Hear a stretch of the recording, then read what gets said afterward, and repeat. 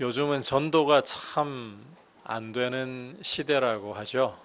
실제로 길거리에서 전도지를 나눠주면서 예수님을 믿으라고 하면 과거와는 시선이 참 많이 다른 것 같습니다. 과거에는 이 공원에 벤치에 앉아 있는 사람들에게 다가가 가지고 어느 교회에서 나왔습니다. 혹시 한 5분 정도 시간 내서 좀 들어주실 수 있겠습니까? 하면 뭐 괜찮으니까 한번 해보시라고 들어주는 사람들이 제법 있었습니다.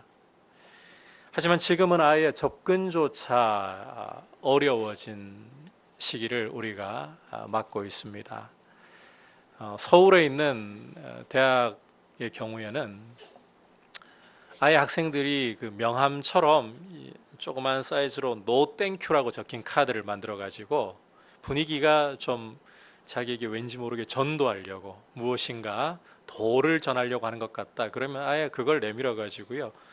원천적으로 접근을 차단을 해버립니다. 자, 이런 현상이 과연 시대가 바뀌었기 때문에 이전의 전도 방법은 캐캐묵은 방법이기 때문에 이런 일들을 경험하는 걸까요? 이제는 기존의 전도 패러다임도 좀 바꿔가지고 사람들에게 완전히 새로운 접근법을 개발하면 이러한 현상들을 해결해낼 수 있을까요?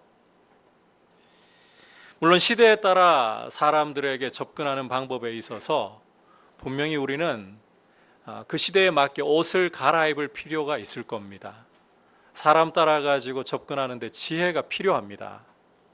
하지만 보다 근본적인 문제는 전도의 방법론의 잘못이라기보다는 세상이 교회 가운데에서 기대하고 있는 가치가 있는데 그 가치를 보지 못함으로 엉뚱한 것을 보게 되므로 교회에게 실망했기 때문이 아닌가. 저는 이 상황을 그렇게 진단할 수밖에 없습니다. 오늘 우리가 함께 살펴볼 말씀은 예수님이 십자가를 앞에 두고 드리신 기도의 마지막 부분입니다.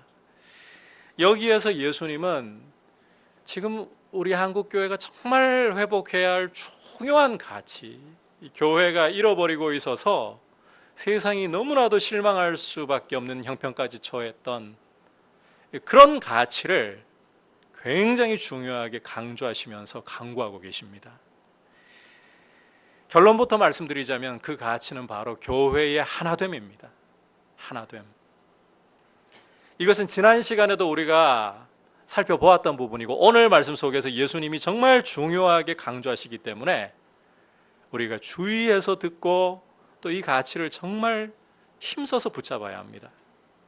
우선 20절 말씀을 보시면 예수님이 누구를 위해서 기도하시는가 그 대상을 잘 보여주고 계십니다. 20절 말씀에서 이 사람들이라는 것은 제자들, 11사도들을 가리키고 있고 그들로 말미암아 나를 믿는 사람들, 이 사람들은 바로 사도들을 통해서 예수님을 믿게 될 사람들, 지상에 있는 교회를 가리키는 용어입니다. 따라서 오늘 말씀은 예수님이 지상에 있는 모든 교회를 위해서 드리는 간구, 특히 교회의 하나됨에 대해서 드리는 간구다, 이렇게 이해를 하시면 흐름을 정확하게 이해를 하신 거예요. 이제 우리가 이 기도의 내용을 보다 구체적으로 귀 기울여 들음으로써 과연 주님이 교회의 하나됨에 대해서 어떻게 말씀을 하시는가 함께 좀 들으려고 합니다. 먼저는 온전한 하나됨의 중요성을 주님이 말씀을 하고 있습니다. 그냥 하나됨이 아니라 온전한 하나됨. 함께 21절 읽도록 하겠습니다. 시작. 아버지여, 아버지께서 내 안에 내가 아버지 안에 있는 것 같이 그들도 다 하나가 되어 우리 안에 있게 하사 세상으로 아버지께서 나를 보내신 것을 믿게 하옵소서. 자, 방금 읽은 이 말씀은 오늘 예수님이 교회를 위해 드리신 기도의 내용을 요약한 말씀입니다. 21절은 오늘 전체 내용의 요약판이다. 그래서 이 말씀만 잘 읽어보셔도 예수님이 교회를 위해 드린 기도의 핵심이 무엇인가 충분히 엿볼 수가 있고 실제로 그렇게 발견할 수가 있습니다. 말씀에서 보듯이 예수님은 교회가 다 하나가 되어서 아버지와 아들 안에 있도록 그 결과 세상이 이 교회의 하나됨을 보면서 예수님이 하나님께로부터 오신 분이심을 알 수 있도록 간구를 하고 계십니다. 앞서 언급한 것처럼, 그리고 이 말씀을 통해서 우리가 분명히 보는 것처럼 교회를 위한 기도의 핵심은 바로 교회의 하나됨이라는 거예요. 하나됨. 정말 여러분들에게 강조합니다. 하나됨. 그렇다면 예수님이 이렇게 십자가를 앞에 두고서 드리신 정말 중요한 강구잖아요. 이 강구에서 하나됨을 그렇게 강조하실 정도로 중요한 것인데, 교회가 중요하기 때문에 그저 막연히 하나만 되기만 하면 끝인가? 그냥 하나만 되면 끝인가? 그렇지 않습니다. 하나됨은 방향이 굉장히 중요합니다. 제가 지난 시간에도 잠시 여러분들에게 언급하고 갔습니다마는 창세기 11장을 읽어보시면 하나가 되어서 행동하고 움직이던 사람들에 대한 기록을 보여주고 있습니다. 바로 바벨탑을 쌓던 사람들입니다. 이 사람들은 당시에 세상의 언어가 하나였고, 이 하나된 언어를 매개체로 삼아가지고 똘똘 뭉쳐 있었습니다. 이들이 함께 이동을 하다가 이 동방에서 시날이라는 땅을 만나게 되는데, 거기에서 이들은 새로운 기술을 발견해요. 사람은 참 재미있는 게 각각일 때 발견하지 못했던 것을 하나가 되면 새롭게 발견해내는 새로운 힘을 가집니다. 예컨대 이 남녀가 결혼하지 않고 싱글로 지내면 그냥 싱글로서 한 사람에 불과하지만, 부부가 되어가지고 한 몸을 이루면 아이를 낳을 수 있는 힘을 가지게 돼요. 이것처럼 하나가 되면 새로운 힘이 생기는 거예요. 이 신할 땅에 온 사람들은, 언어가 하나여서 하나가 되어서 신할 땅에 온 사람들은 하나의 힘을 가지고서요, 신기술을 발견한 거예요. 이 당시에는 굴러다니는 돌을 흙으로 쌓아 올릴 수 있는 게 고작이었습니다. 건물 지으면 그게 고작이에요. 흙을 잘 다져 올려가지고 건물 지을 수 있으면 그게 고작이에요. 그런데 이들은 하나의 힘을 가지고서 어떤 신기술을 발견하느냐? 이제는 흙을 구워가지고 벽돌을 만들어내고, 이 벽돌을 역청을 가지고, 타르를 가지고 이어붙여서 건물을 견고하게 쌓아 올리는, 당시로서는 최첨단 기술을 발견한 거예요. 하나가 주는 힘이에요. 이들은 이 하나의 힘을 가지고 그러면 어떤 일을 도모하고 벌였느냐? 이들이 하는 말을 들어보면, 우리가 성과 대를 쌓아서 하늘에까지 닿게 하고 우리 이름을 내고 지면에 흩어짐을 면하도록 하자. 무슨 말입니까? 언어가 하나인 것을 통해서 똘똘 뭉쳐서 하나님께 반역하겠다는 거죠. 이들은 하나의 언어를 가지고 하나가 되어가지고 악한 방향으로 흘러갔다는 거예요.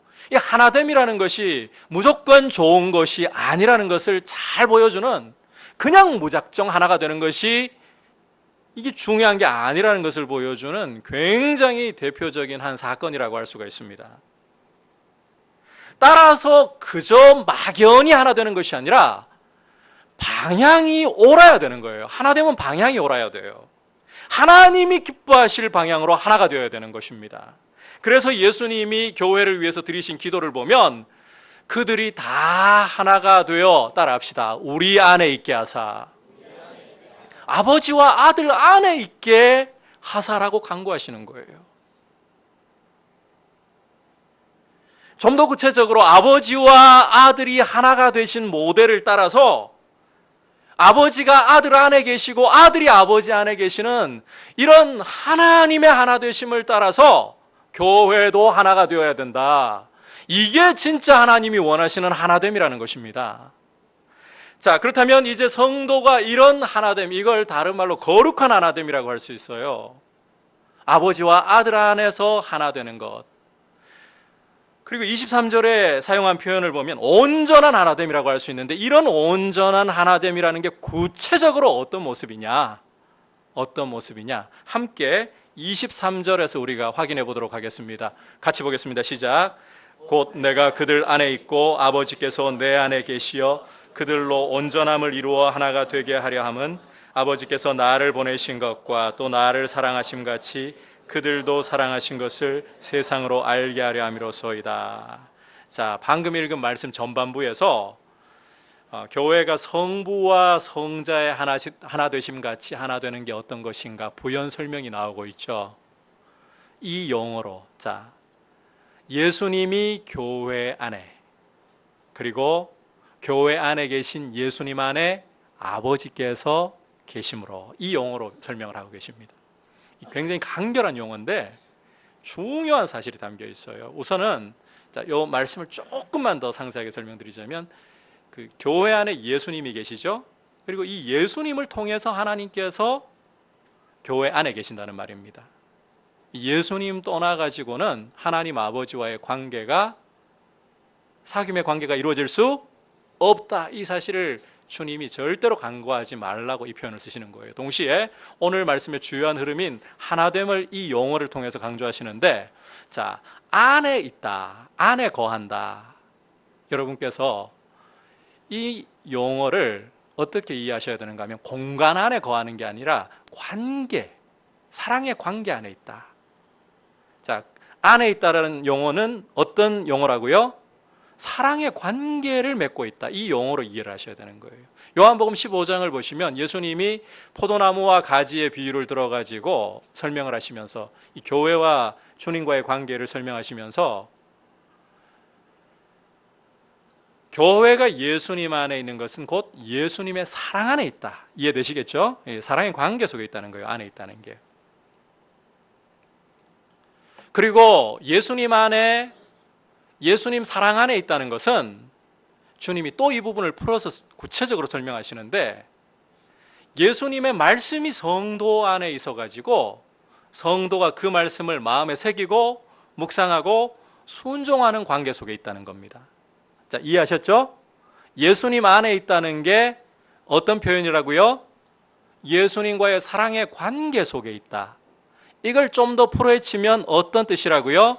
예수님의 말씀이 성도 안에 있어서 그 말씀을 묵상하고 순종하는 관계 속에 있다. 자, 여러분 이제 설명이 잘 좀 이해가 되셨습니까?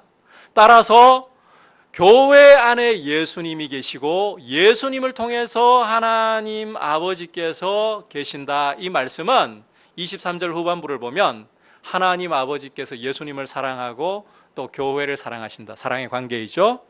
그리고 여기에 따로 보이지 않지만 이 설명까지 곁들여야 되는 거예요. 교회 편에서 보면 이 사랑을 받으면서 그 사랑에 대해서 이제는 말씀에 자기를 쳐서 복종하면서 자기를 부인하면서 순종하는 관계 속에 있다. 이게 온전한 하나됨, 거룩한 하나됨이라는 겁니다. 다시 한번 설명합니다. 온전한 하나됨은 교회 안에 예수님이 계시고 이 예수님 안에 누가 계신다? 하나님 아버지께서 계시는 것입니다. 이걸 좀 풀어보자면, 자, 하나님 아버지께서 예수님을 사랑하시고 교회를 사랑하시고 이 사랑 안에서 교회는 이제 그 사랑에 보답하기 위해 자기를 부인하면서 말씀에 순종하는 관계 속에 있다.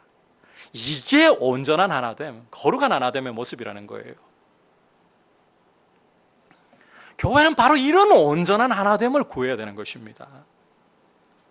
이렇게 온전한 하나됨을 구하면서 교회가 이런 모습을 세워가기 시작할 때 21절 후반부를 보시면 세상은 예수님이 어떠한 분이신지를 알게 된다. 세상은 교회를 통해서 예수님을 본다는 거예요. 예수님이 하나님 아버지께로부터 오신 분이라는 사실을 믿을 수 있게 된다는 거예요. 23절을 보면 후반부에서 하나님이 교회를 사랑하시는 사실을 세상도 알게 된다. 세상이 교회의 영광을 보기 시작한다는 거예요. 교회의 존귀함을 보기 시작한다는 거예요. 지금은 교회를 거의 발톱의 때처럼 봅니다.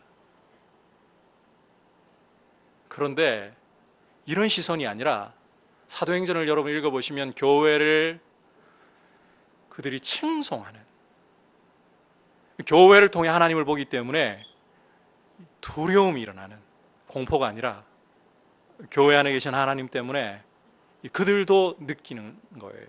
거룩한 두려움 느끼는 거예요.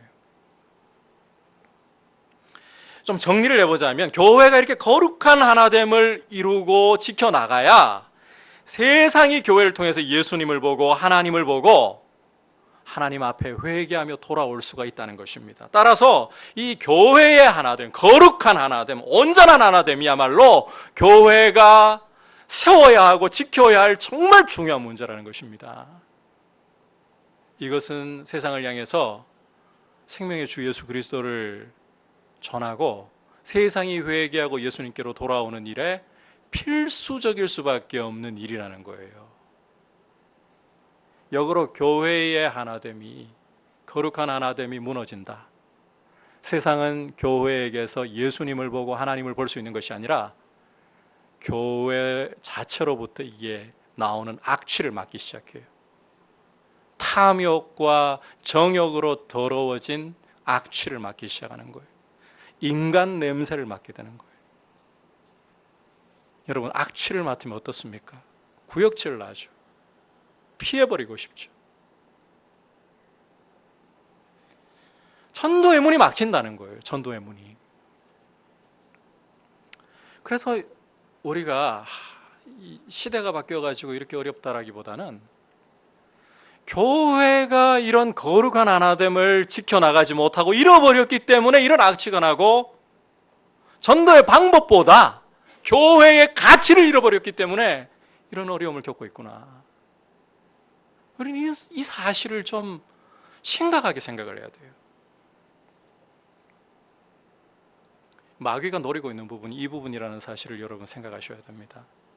마귀는 교회가 거룩한 하나됨으로 서는 것만 막아내고 한다면 괜찮아요. 성공할 수 있거든요.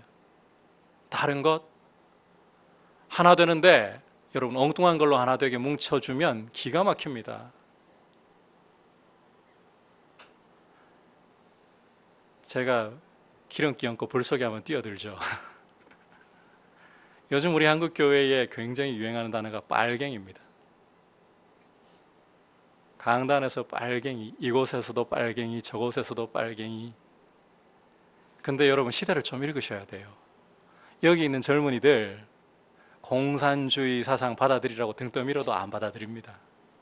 스마트폰과 PC를 붙들고 자라난 세대는 공산주의 어림도 없습니다. 갖다 밀어도 안 밀려갑니다. 우리는 자유가 좋아. 그런데 여러분 이 빨갱이라는 말을 쓰기 시작하면요, 교회는 불이 붙어요.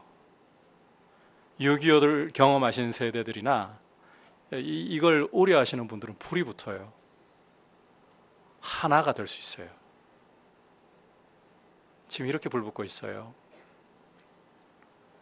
그분들을 욕하고자 하는 게 아닙니다. 그런데 이게 지금 주님이 말씀하신 하나됨이냐는 걸 묻고 싶은 겁니다. 정작 말씀하시는 거룩한 하나됨을 추구하고 있느냐?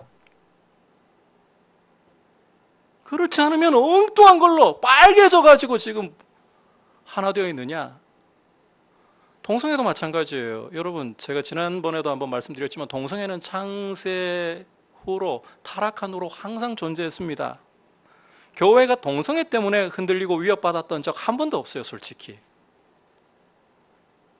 그런데 동성애로 교회를 뭉쳐놓으면 기가 막히게 뭉쳐요.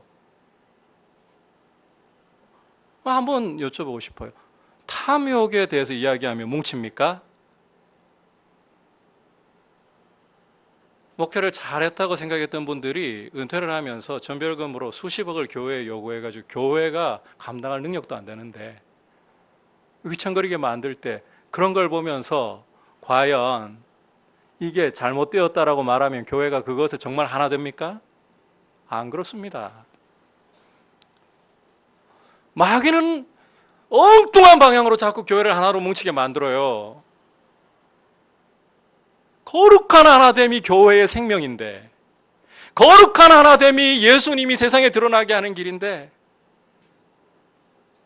자기를 부인하면서 진리의 말씀 앞에 우리를 사랑하시되 십자가의 아들을 죽이시기까지 사랑하시고 우리 안에 함께 계셔서 얼마나 존귀하게 여기시는지를 너희가 하나 되어라고, 거룩함으로 하나 되어라고 말씀하시는 이 하나님을 주목하면서 하나 되지 못하고 엉뚱한 걸로 하나 되게 만들어요. 그래서 젊은이들이 요즘 교회에 등 돌려요. 실제 일어나고 있는 일입니다. 예수의 이름이라는 생명의 이름을 가지고 있는데 교회로부터 떠나가기 시작해요. 왜? 이 생명의 이름이 보이는 게 아니라 더러운 역겨운 냄새가 나니까. 탐욕이라는 역겨운 냄새가 나고요. 여러분, 빨갱이 이야기하는데 죄를 지적합니까 지금? 교회 안에 은밀히 파고 들어와 있는 더러운 탐욕에 대해서 우리 목회자들 진짜 회개해야 돼요. 강단에서 돈 의지하지 말라 하면서 왜 그렇게 돈을 요구해요?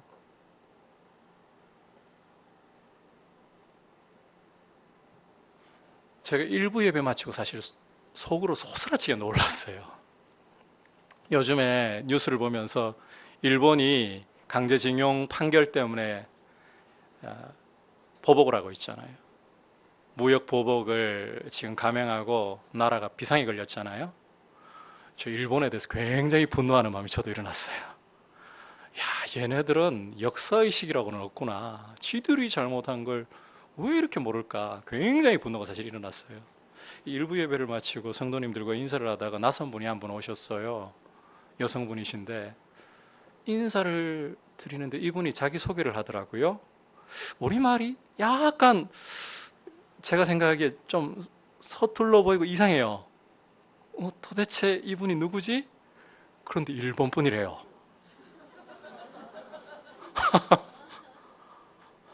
제가 설교는 알아들으실 수 있으셨어요? 거의 다 이해를 했습니다 하시더라고요. 정말 소스라치게 놀랐어요. 제가 그리고 목욕실 들어가서 회개했습니다.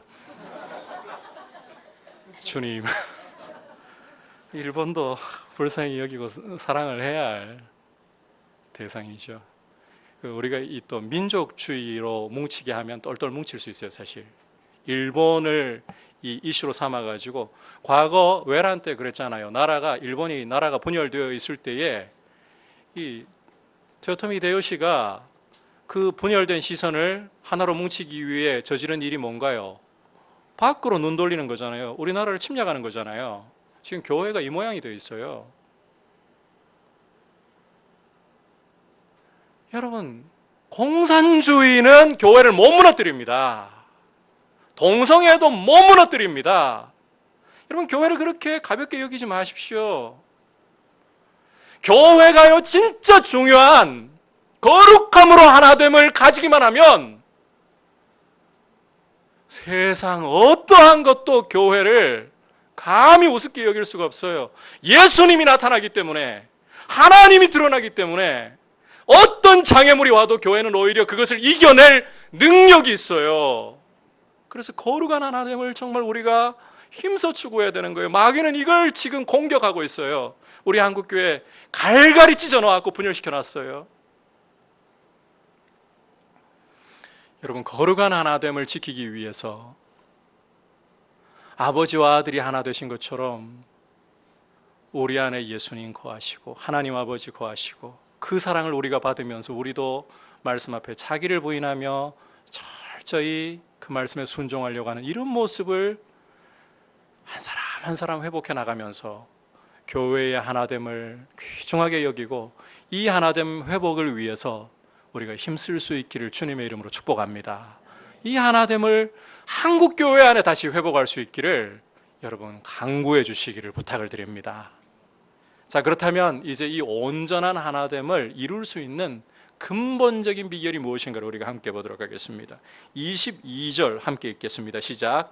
내게 주신 영광을 내가 그들에게 주었사오니 이는 우리가 하나가 된 것 같이 그들도 하나가 되게 하려 함이니이다. 자, 여기에서 예수님은 교회가 온전한 하나됨을 이룰 수 있는 비결을 말씀하는데 그것은 교회에게 예수님이 당신의 영광을 주시는 것입니다. 영광을 주시는 것. 자, 참고로 우리가 요한복음에서 예수님의 영광이라고 하는 용어가 어떤 건지를 제대로 이해하고 가야 돼요. 이 영광은 아버지께서 주신 것이다. 예수님에게 하늘 아버지께서 주신 이 영광이 무슨 뜻인가 하면 요한복음에서 우리가 쭉 공부해 온 것처럼 예수님이 십자가에 죽으시고 부활하시고 승천하셔서 하늘 보좌 우편에 앉으신 것, 이게 영광입니다. 이해하시겠죠? 영광이라는 용어를 우리가 혼동을 가지면 안 돼요. 요한복음에서 영광이라고 하실 때에는 십자가에 죽으시고 부활하시고 하늘 보좌 우편에 높이 들리심을 받으신 것, 이게 예수님의 영광이에요. 예수님은 바로 이 영광을, 십자가와 부활과 승천의 이 영광을 교회에게 주셔서 교회를 하나 되게 하신다는 거예요. 그게 22절의 내용이잖아요. 자, 그렇다면 우리가 여기에서 먼저 좀 던져볼 질문은, 예수님이 가지신 이 영광, 예수님만의 영광이잖아요. 이 십자가와 부활과 승천의 이 영광을 과연 예수님은 어떤 방식으로 교회에게 주시는가? 어떤 방식으로? 뭐 간단하게 예수님이 교회 안에 계시고 교회와 연합하시면 그 영광 우리 것이 되는데, 이렇게 설명할 수 있겠지만 이게 생각보다 간단하지가 않아요. 왜냐하면 예수님이 십자가에 죽으시고 부활하신 후에 어떻게 하셨습니까? 하늘로 떠나가셨고 교회는 지상에 남아있는 상태잖아요. 하늘 보좌 우편에 계신 주님의 영광이 어떻게 이 땅에 있는 교회에게 주어질 수 있느냐? 예수님이 우리 안에 머물러 계시면 몰라도 하늘 보좌 우편에 계시는데 그 영광이 어떻게 우리의 것이 될 수 있느냐? 교회의 것이 될 수 있느냐? 이거 생각보다 중요한 문제예요. 자, 이 부분에 답이 무엇이냐면 따라합시다. 성령님. 예수님이 아버지의 이름으로 받아서 교회에게 부어주시는 성령님이십니다. 성령님이 오시는 것은 여러분 요한복음에서요, 아버지와 아들이 교회에게 가서 교회와 함께한다, 성령님이 오신다는 용어입니다. 자, 다시 한번 설명드릴게요. 하나님 아버지와 아들이 교회에게 가서 교회와 함께한다, 이 말이 무슨 용어라고요? 성령이 오셨다, 이 말이에요. 성령이 오심으로, 성령을 통해 아버지와 아들이 오심으로 아들의 그 영광이, 십자가와 부활과 승천의 그 영광이 교회의 것이 되는 거예요. 그리고 교회는 거룩한 하나됨을 이루는 거예요. 자, 이 부분에 아직 의문이 남아있을 거라고 생각하기 때문에 좀 더 상세하게 설명을 드릴게요. 자, 성령님은 또 다른 보혜사로서, 그리고 예수님의 영으로서 교회에게 오셔서 교회 안에 교회와 함께 하시면서 누구를 증거하시겠습니까? 예수님의 영광. 그리고 예수님의 영광은 십자가와 부활과 승천이라고 했잖아요. 쉽게 이야기하면 죄를 사하고 하나님과 원수되었던 것을 화목하게 하는 영광이라는 거예요. 예수 안에서 하나님 아버지와 하나 되게 하는 영광이라는 거죠. 성령님이 오시면 바로 예수님이 행하신 이 일, 죄를 사하시고 하나님과 화목하게 예수 안에서 하나 되게 하신 이 일을 증거하시는 거예요. 그러니까 성령님이 오시면 우리 안에 하나됨이 적용이 되는 거예요. 그래서 하나가 될 수 있는 것입니다. 여러분, 좀 어려운 내용인데 잘 이해하셨어요? 네, 설명 잘 했나요? 중요하니까 알고 가셔야 돼요. 성령님은 예수님을 증거하시는 예수님의 영이에요. 성령님이 오시면 예수님의 영광, 십자가에 죽으시고 부활하시고 승천하시는 것을 증거하시는데, 이 영광이 쉽게 풀면 우리 죄를 사해서 하나님과 화목하게, 예수 안에서 하나님과 하나 되게 하신다는 거예요. 그러니까 우리 안에 이 하나됨이 세워지는 겁니다. 성령님이 그렇게 증거해 주시니까. 그래서 사도 바울은 에베소서 4장 3절에서 한번 따라 합시다. 성령이 하나 되게 하신 것을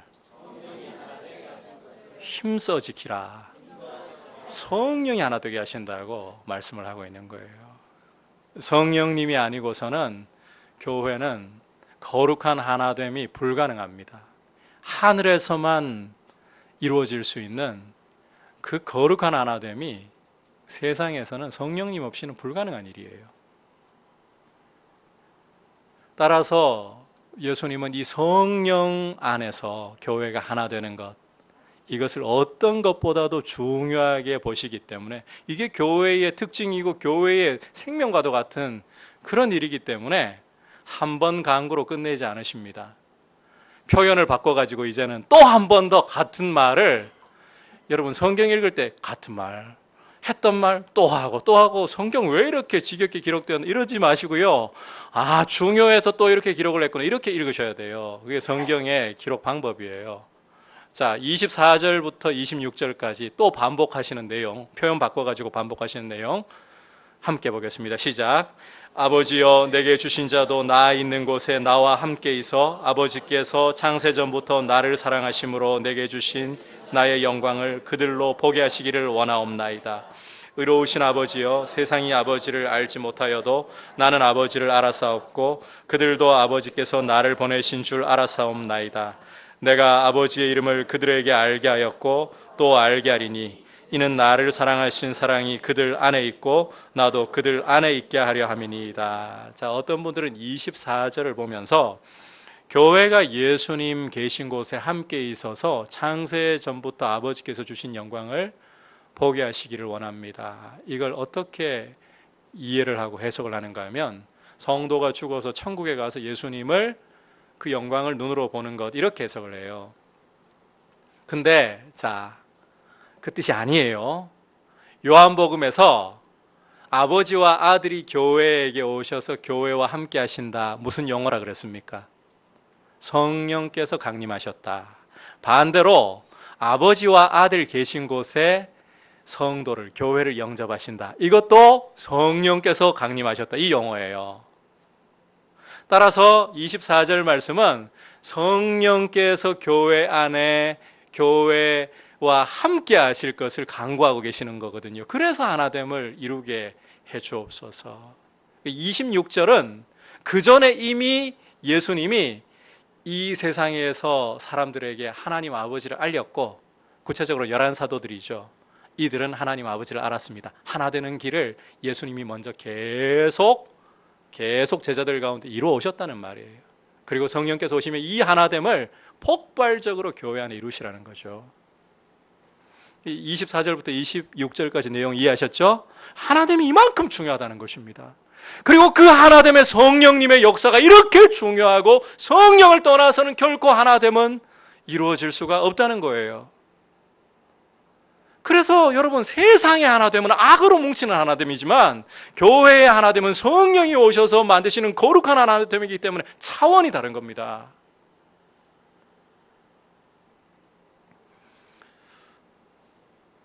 저도 조심해야 되겠지만은, 지금 오늘 정말 주님이 저한테 말씀하신 것 같았어요. 일본에 대해서 우리가 하는 일이 아무리 괘씸하고 미워도 교회는 민족주의로 똘똘 뭉쳐가지고 미워할 수 없습니다. 그들도 복음이 필요하고 그들도 주님이 필요한 불쌍한 영혼들이라는 것을 생각할 줄 알아야 돼요. 우리나라만이라고 해서는 안 돼요. 저도 제 조국 대한민국 사랑합니다. 하지만 우리는 민족주의로 흘러가가지고 유대인들처럼, 우리 유대인 아니면 전부 이방인들, 개, 돼지들 지옥에 뗄 거면 이렇게 흘러가서는 안 돼요.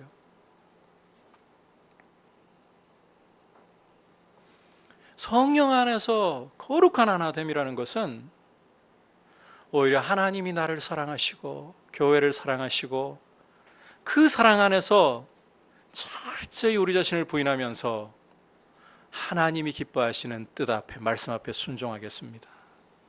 교회가 이것만 회복한다면 우리 한국교회는 이 나라의 등불을 비춰줄 수 있습니다.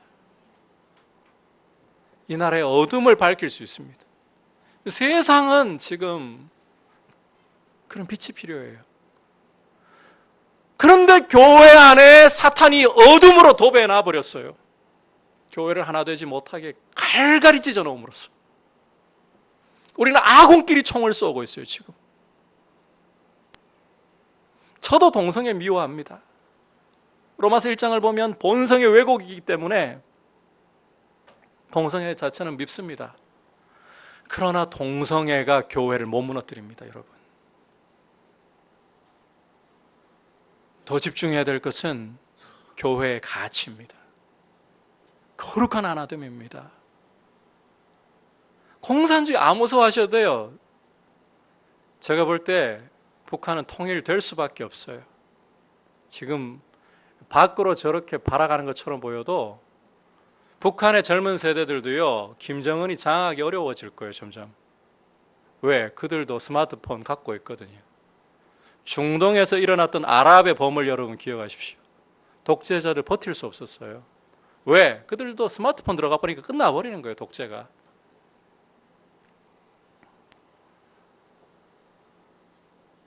근데 정말 우리가 그런 부분 가지고 미친 듯이 정말 우리 가치는 잃어버린 채 미친 듯이 야단 법석을 떨 게 아니라 진짜 우리의 가치를 잡아야 돼요.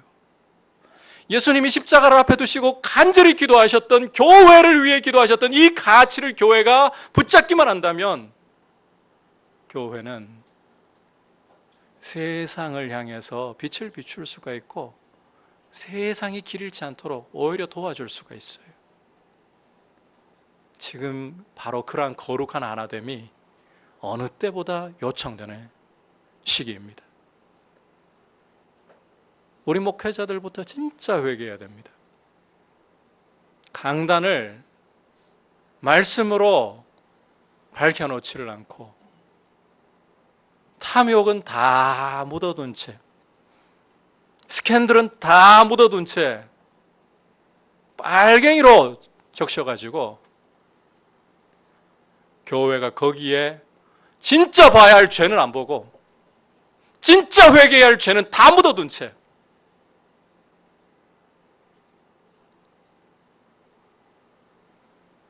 와하게 만들어버렸어요. 우민화 정책이 무서운 거예요. 이랬어요. 교회는 진리가 밝혀져야 되는데. 동성애를 막아야 되는 것은 맞겠지만은 가치는 이상한 채 왜 그렇게 난리를 치냐고요. 교회가 간통법 폐지할 때 뭘 했냐고요. 아무 소리도 안 내고. 더 더러운 죄악들이 난무할 때에 그것에 대해서는 왜 침묵을 했냐고요.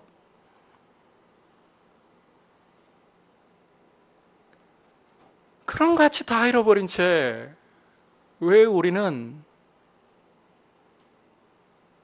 이런 이슈 몰이를 해가지고 그렇지 않은 교회를 공격해요. 오히려 교회가 목회자들이 공격을 해요. 얼마나 교회들이 갈갈이 찢겨 있는지. 상처투성이가 되니까 지금 하나가 되어서 세상 가운데 생명을 보여줘야 되는데 하나됨을 구하십시오. 성령으로 충만함을 구하십시오. 성령께서 하나 되시게 하시기 때문에 성령 충만하려고 하십시오. 여러분, 성령 충만 모호하게 생각하시면 안 됩니다. 성령 충만을 사도 바울 모호하게 절대로 이야기하지 않습니다. 에베소서 5장 18절을 보시면 너희가 성령의 충만함을 받으라고 한 다음에 그 다음에 따라합시다. 그리스도를 경외함으로 피차 복종하라.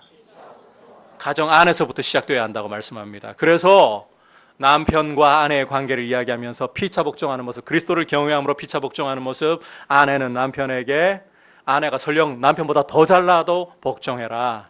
그리고 남편은 자기 몸처럼 그리스도께서 교회를 사랑하심처럼 아내를 사랑해라. 자기 부인이 들어가야 이게 가능한 거예요. 자기 고집 세우고는 절대로 이런 관계가 안 나와요. 성령 충만은 자기를 부인하고 피차 복종하는 모습으로 나타나야 돼요. 부모와 자녀 간에도 부모는 자녀를 주 안에서 노엽게 하지 않도록, 그리고 자녀들은 주 안에서 부모에게 순종하도록. 이게 성령 충만한 모습이라는 거예요. 과거에는 가정 안에 종과 주인이 있잖아요. 주인들은 종들을 함부로 학대하지 않는 거예요. 그리스도 안에서 형제처럼 대하는 거예요. 종들은 주인에 대해서 하나님께서 그 위에 상전으로 계심을 생각하면서 복종하는 거예요. 이러한 모습이 성령 충만입니다. 이런 모습 없이 성령 충만을 구름 위에 떠 있는 것 같은 감정 아닙니다. 때로는 성령께서 강하게 역사하실 때 구름 위에 떠 있는 것 같습니다. 세상 염려 다 사라지고 구속한 주님과 나만 이렇게 실제 감정이 올라올 때도 있습니다. 하지만 그 감정 여러분 얼마나 갈 것 같습니까? 제가 장담하건대 길면 몇 달, 빠르면 하루 안에 또 끝나버립니다. 진짜 나와야 할 모습은 바로 그런 가정 안에서부터, 모든 공동체의 시작이 되는 가정 안에서부터 남편과 아내가 사랑하고 복종함으로써 자녀를 노엽게 하지 않고 자녀는 부모에게 순종함으로써 종과 주인은 형제를 대하듯이 그리고 하나님을 대하듯이 그렇게 서로를 대함으로, 이게 성령의 충만한 모습이고 이게 거룩한 하나됨을 이어갈 수 있는, 세워갈 수 있는 길이라는 거예요. 이런 하나됨을 우리가 구할 수 있기를 축복합니다. 그래서 교회가 하나 되면 여러분, 제가 단언하건대 어떤 어려움이 와도 동성애가 더 극심하게 몰아쳐도 여러분 두려워할 거 없습니다. 왜? 하나님이 나타나시니까, 예수님이 나타나시니까. 그러면 끝나는 거예요. 뭐가 두려워요? 공산주의가 왜 두려워요? 하나님이 나타나시는데, 예수님이 나타나시는데 뭐가 두려워요? 교회의 승리가 여기에 있는 거예요. 사랑 안에서 진리에 순종함으로. 자기 부인이 그래서 정말 중요한 거죠. 이런 하나됨을 사모하고 함께 세워나가기 위해서, 그리고 여러분 진짜 한국교회를 위해 기도해야 될 때입니다. 나라의 위기를 보면서 걱정 많이 하지만 나라의 위기보다 이 나라의 위기를 막아낼 수 없는 교회의 위기를 진짜 심각하게 여기셔야 합니다. 교회가 회복되기를, 한국교회가 그렇게 회복되기를 함께 구하면서 거룩한 하나됨으로 우리 한국교회가 다시 설 수 있기를, 그런 부흥이 오기를 사모하고 구할 수 있기를 축복합니다. 오늘 예수님께서 십자가를 앞에 두고 드리신 기도의 마지막 부분 보았습니다. 교회의 하나됨을 위한 기도였죠. 교회는 아버지와 아들이 하나이신 것처럼 거룩한 하나됨을 이루어야 합니다. 아들께서 교회 안에 계시고 아들 안에 아버지께서 계심으로, 다시 말해서 아버지와 아들이 교회를 사랑하시는 그 사랑에 자기를 부인하고 말씀에 철저히 순종하는 모습으로 하나됨을 세워가야 합니다. 이 하나됨을 세우게 하시는 분이 누구시라고요? 성령님. 그래서 성령으로 충만하기를 구하십시오. 모호하게 생각하지 말고 우리가 만나는 사람들을 하나님 대하듯 대하면서 그렇게 가정 안에서부터 하나님 대하듯이 그렇게 성령의 충만함을 이루어 나가서 하나됨을 세워가기를 축복합니다. 같이 말씀을 생각하면서 찬송가 620장 고백드리겠습니다.